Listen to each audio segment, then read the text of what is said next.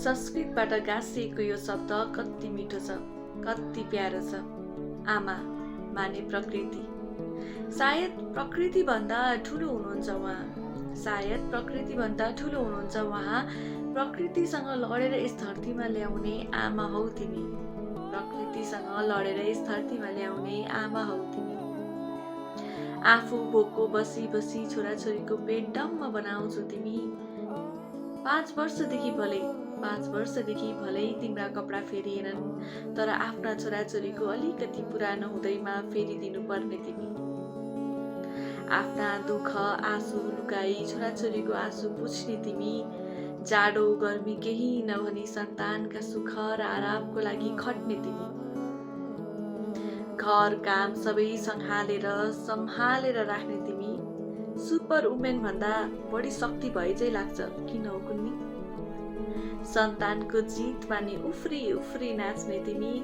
हारिहाले भने पनि एउटा सिख हो, अर्को पालि हुन्छ नि भन्ने हिम्मत दिने तिमी।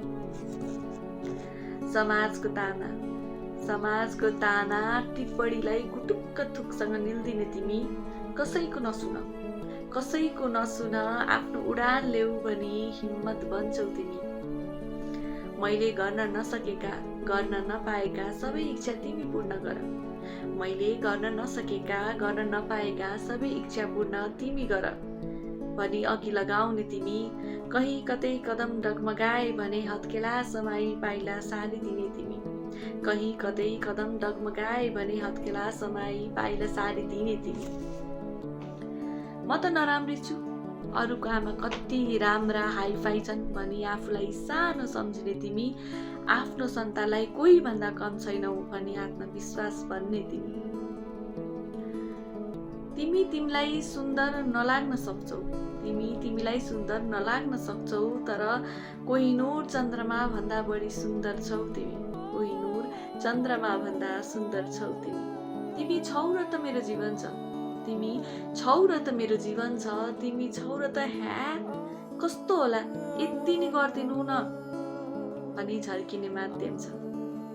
तिमीलाई सायद नभनुला कति माया गर्छु भनी। तिमीलाई दिन नसकुला धेरै उपहार पनि, तर तिमी बिनाको जीवन कल्पना नि गर्न चाहन्न र सक्दिन आमा। तिमी बिनाको जीवन कल्पना नि गर्न चाहन्न र सक्दिन आमा। कुनै यस्ता शब्दहरू छैनन् होला शब्दकोशमा जसले आमा शब्दलाई बयान गर्न सकोस्।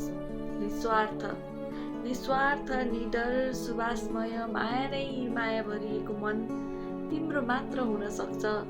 त्यसैले त तिमीलाई भनिन्छ नि आमा भनी।